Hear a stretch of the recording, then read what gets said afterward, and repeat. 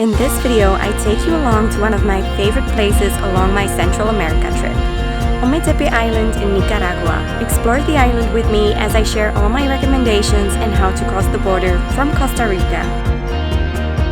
I arrived here from Costa Rica, La Fortuna to be specific, and here is how I got here because it is a very unconventional route to take. First things first, I was offered a ride by my friend Anibal, who I met at the hostel in Costa Rica, from La Fortuna to Liberia, from where a lot of buses leave to the border. That saved me a pretty long trip that would have been like this. First, I had to take a taxi at 6 a.m. to El Tanque, which is the neighboring town of La Fortuna, and from there, 2 buses leave in the morning straight to the border. The town on the border is called Peñas Blancas, by the way, but I will link that route of transportation in the description below. At the border of Costa Rica, you need to pay $8 exit fee, which I didn't know, but you can do this before to save you some time and money just by using this QR code. And if you haven't done it before, you need to go to the green building, and there it will cost you $10. After exiting Costa Rica, I had to walk quite a bit until I reached the Nicaraguan border with all my luggage in the blazing sun. At this border post, I had to pay $13. This was, I think, $1 just for the immigration office and then $12 for the process to enter. The Nicaraguan border post is usually quite a pain in the ass. They took my luggage through the scanner, and I was lucky that they were busy with someone else because usually they make quite a fuss about big camera lenses. Nicaragua is also the reason why I did not take my drone along on this trip, because you cannot cross Nicaragua with a drone. Also, do not tell them you are a journalist if you are. In my case, I told them I was a student because, yeah, you will just get annoying questions and they are just very paranoid for some reason. No idea why. After another few hundred meters of walking, I then arrived at the bus station from the border of Nicaragua. And from there, I paid $2 to get to Rivas. There, I had to take a bike taxi for $4, or you could walk to the roundabout where you can get a taxi for $2 for the last 5 kilometers to San Jorge, from where the ferry leaves to OMETEPE Island. I had to pay a small fee to enter the port and 50 Cordoba for the ferry to the island. When I arrived on the island, I walked for another 20 minutes. It was scorching hot. I was soaking in sweat when I arrived. But yeah, it took me 20 more minutes to get to the hostel, which is quite hard to find. You just follow the main road until you see this sign, you go into the dirt road, and then once you see another sign, you follow that one. Don't look on Google Maps because it does not give you the right location of this hostel. Your feet will also constantly look like this. The hostel is located in Moyogalpa, where the ferry arrives. This is the main town on the island with lots of restaurants and also a supermarket. Some of my favorites were Soda Los Antojitos and Buen Apetito. I am staying at Papacito Hostel, which is a very new hostel, but already it is the best rated on Hostel World. The views of this rooftop terrace is just 360 amazingness. The volcano on one side and the lake on the other. There is even a small pool that you can hang out in. It is honestly such a great place. Look at Chispa coming by. There you go. Hey girl! A few things I don't find so amazing is that the beds are pretty hard. Also, the sheet keeps coming loose, and there is no proper air conditioning in the rooms. The fridges are also very uncomfortable, like there's never any space. But other than that, the hostel is pretty great.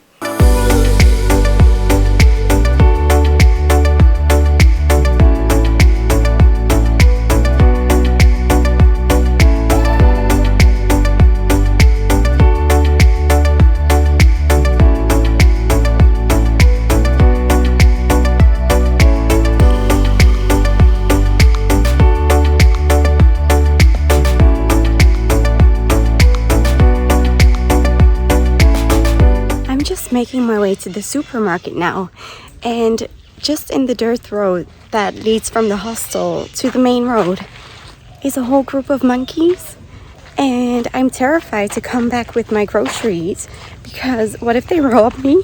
I'm alone and there's a big group of them. I made it back safely with my groceries. Thank God I didn't see the monkeys anymore on my way back.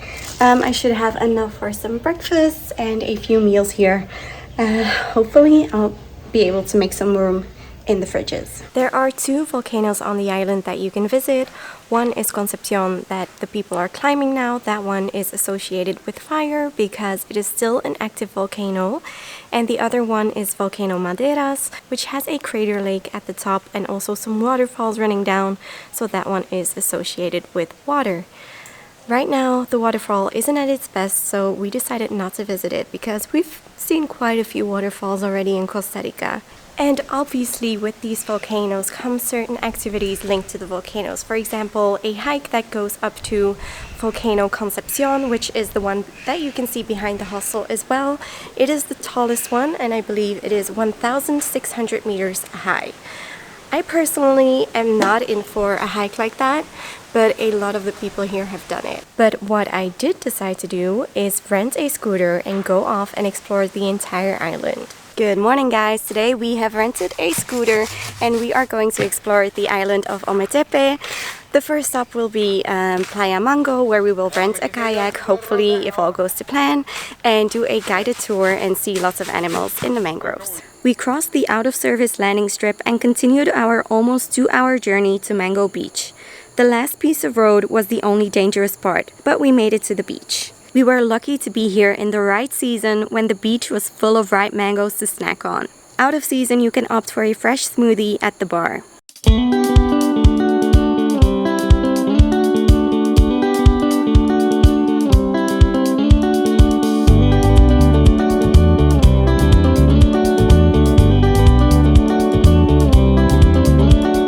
We paid $20 per person for the kayaking tour. A guide took us on a 2-hour tour through the mangroves around the Istian River. This is the river that connects the 2 sides of OMETEPE Island. It is among the best places on the island for bird watching and spotting wildlife. Our first mission was to get from Mango Beach to the start of the river. As soon as we made it, our guide spotted the first animal, a caiman.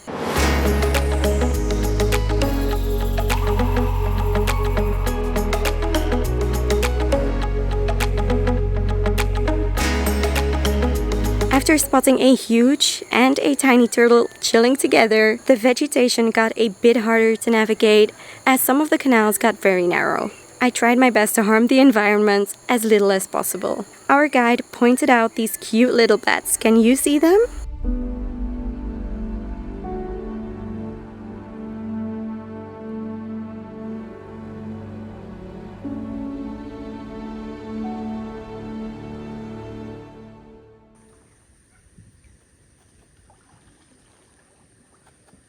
We are currently kayaking in the mangroves along the river here on OMETEPE Island, and the guide doesn't really know a lot of the right names, and he also doesn't know them in English, which is a bit like, it's too bad because I know that other companies do have better guides. So yeah, maybe go with El Caimán. That guy seems to really know what he's doing. And this landscape, honestly, I mean, it's just stunning. It's so beautiful, so peaceful. OMETEPE has the nickname Oasis of Peace, and it didn't steal its name. Like, as soon as you get here, you feel the peace and the quiet, and you're surrounded by so much nature at all times. We've seen lots of birds already, and we've been lucky enough to see at least 2 caiman. So, off to see some more. This fellow was not easy to see or film, but you will see the iguana start moving and climbing up.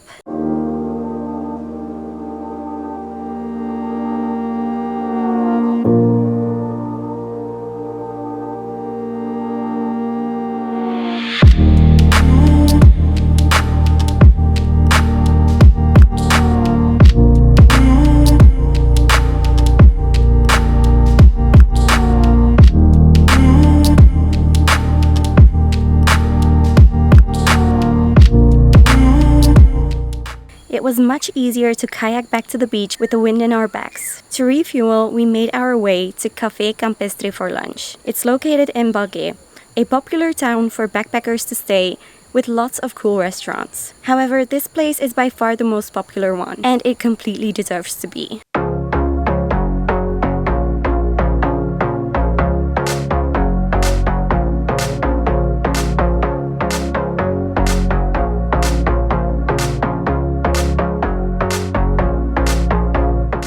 the late afternoon, we passed by Santa Cruz Beach, popular for kite surfers, and also the Ojo de Agua, a thermal pool. This right here behind me is Ojo de Agua, which is the thermal pool of OMETEPE, and it costs $10 to enter. It's basically just a natural pool.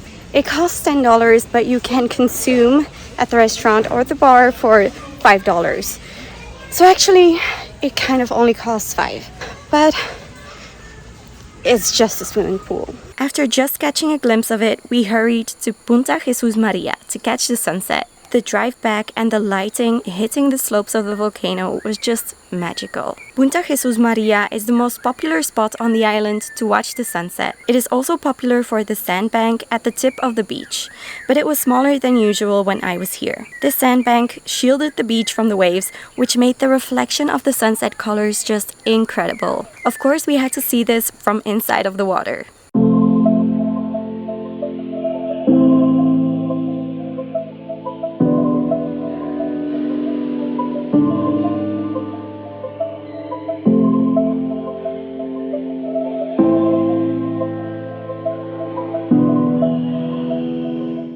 We have just watched the sunset on Punta Jesus Maria, and it was such a beautiful sunset.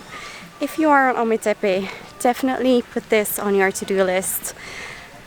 As you can see, the sun has gone down now, and we really want to make it back before dark, more or less, because we still need to put some gas into our scooters so that it's full for to return it. And then also we want to go to the supermarket to just get something small for dinner. But what an incredible end to an incredible day. We couldn't get enough of the colors, and after a last glimpse at the beach, we returned home. The scooter cost us $15 and gas less than $3 for a whole day of exploring. Aside from renting a scooter, you could also get around by getting on the chicken bus, but they are not as reliable. And another option is the tuk-tuks, but that will end up costing you quite a bit more money than just renting a scooter for the day. That is it for this video, guys. I hope you liked it. If you did, then make sure to give it a like and subscribe if you don't want to miss any of the next Central America videos. So I hope to see you in the next video. Bye!